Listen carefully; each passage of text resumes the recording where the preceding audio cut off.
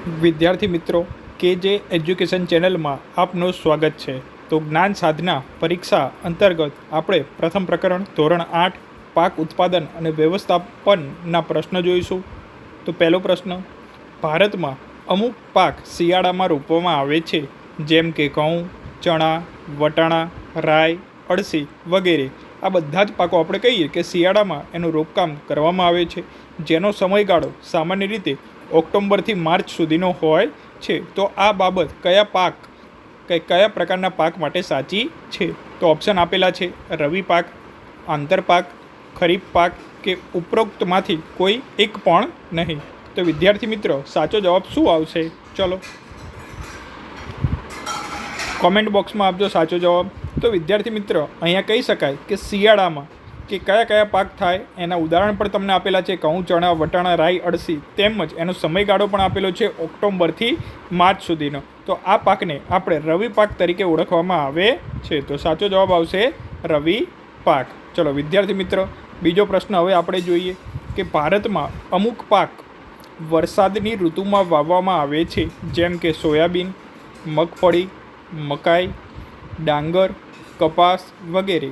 આવા પાકોને કેવા પ્રકારના પાક કહેવામાં આવે છે? તો વિદ્યાર્થી મિત્રો, સાચો જવાબ શું આવશે?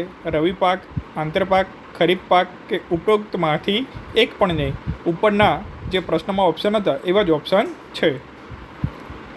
તો વિદ્યાર્થી મિત્રો, કહી શકાય કે વરસાદની ઋતુમાં કયા પહેલાં પાકો થાય? તો સોયાબીન થઈ શકે, મગફળી છે, મકાઈ છે, ડાંગર છે, કપાસ છે. આ બધા વરસાદની ઋતુમાં થાય અને આ પાક સામાન્ય રીતે આપણે જૂનથી ઓક્ટોબર સુધીનો સમયગાળો હોય, એટલે કે જૂનથી સપ્ટેમ્બર સુધીનો સમયગાળો હશે. તો આવા પાકને આપણે ખરીફ પાક કહેવામાં આવે છે. તો ઓપ્શન નંબર શું આવશે?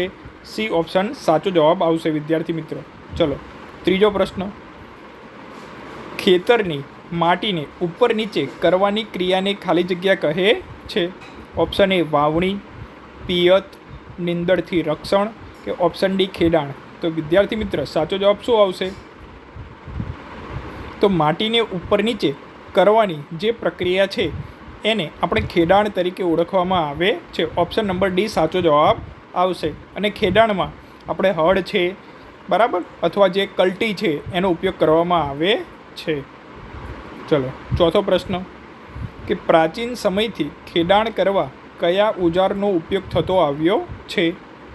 ઓપ્શન છે વાવણીઓ, હળ, પંજેઠી કે પાવડો. સાચો જવાબ શું આવશે?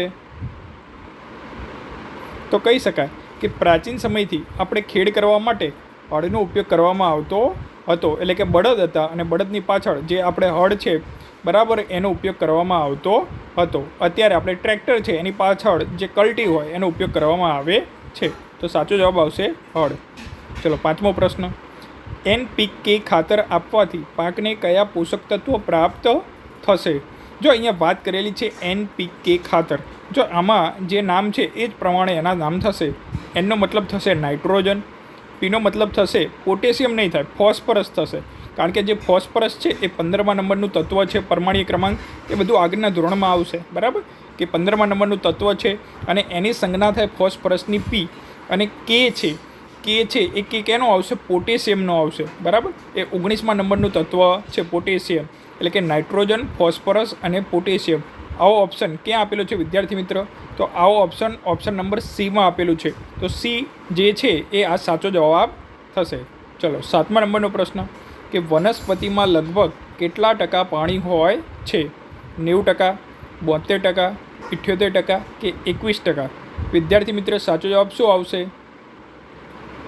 તો કહી શકાય કે વનસ્પતિમાં 90% પાણી જોવા મળે છે. તો સાચો જવાબ આવશે 90%. ચલો 7મો પ્રશ્ન, હું પાણીની અછતવાળા વિસ્તારો માટે વરદાન સમાન સિંચાઈ પદ્ધતિ છું. મોટ, ટેકલી, ટપક પદ્ધતિ કે ફુવારા પદ્ધતિ? કે જ્યાં રણ પ્રદેશ છે, કે જ્યાં પાણી ઓછું હોય, કે જ્યાં વરસાદ ન પડતો હોય, તો ત્યાં સિંચાઈની સગવડો ઓછી હોય, બરાબર, કે ત્યાં ટ્યુબવેલ ના હોય, કૂવા ના હોય, એવામાં આપણે કઈ પદ્ધતિથી કરવામાં આવે? તો ત્યાં આવશે ટપક પદ્ધતિ. તો ઓપ્શન નંબર બી સાચો જવાબ આવશે. તો આનો જવાબ આવશે ઓપ્શન નંબર બી, ટપક પદ્ધતિ.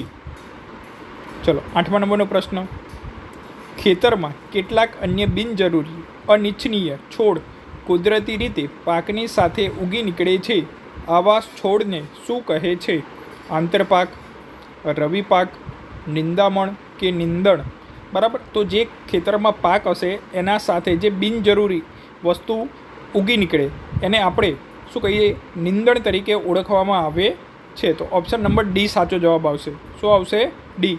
તેમજ નીંદણથી શું થશે કે જે પાક હશે એના જે પોષક તત્વો હશે, પાણી હશે, સૂર્યપ્રકાશ હશે, ખાતર હશે, એની સાથે સ્પર્ધા કરશે અને પાકના જે બધી જ વસ્તુ એ લઈ લેશે. બરાબર. એટલે પાકને જે જરૂરી પોષક તત્વો છે એ મળી રહેશે નહીં. એટલે આપણે કહી શકાય કે આનો જવાબ આવશે ડી. ચલો 9મા નંબરનો પ્રશ્ન. 2,4-D એ શું છે? ઓપ્શન આપેલા છે કૃત્રિમ ખાતર, કુદરતી ખાતર, નીંદણનાશક રસાયણ કે ખેતીનું એક ઓજાર. તો વિદ્યાર્થી મિત્ર સાચો જવાબ શું આવશે? તો કહી શકાય કે 2,4-D એ નીંદણનાશક રસાયણ છે. શું છે? 2,4